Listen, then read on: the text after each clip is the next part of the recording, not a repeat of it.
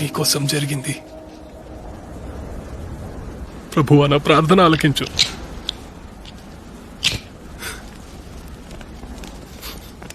నా మొర నీ యుద్ధకు రానివ్వు. నా కష్ట సమయాన్న నీ ముఖాన్ని నాకు దాచకు. చెవి యొగ్గుము. నేను నిన్ను పిలిచినప్పుడు నాకు వెంటనే జవాబివ్వు. ఇవ్వవా?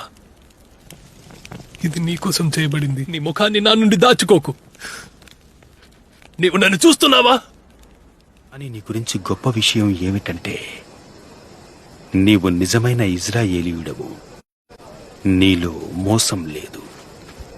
ఇదేమిటి? మీకు నేనెలా తెలుసు? ఫిలిప్పు నిన్ను వచ్చి చూడమని పిలవక ముందే నాకు నువ్వు తెలుసు. అతని వైపు కాదు, నా వైపు చూడు. నీవు నీ యొక్క కృంగుదలలో ఒంటరిగా ఉన్నప్పుడు నేను నీ నుండి ముఖం తిప్పుకోలేదు. నేను నిన్ను అంజూరపు చెట్టు కింద ఉన్నప్పుడే చూశాను.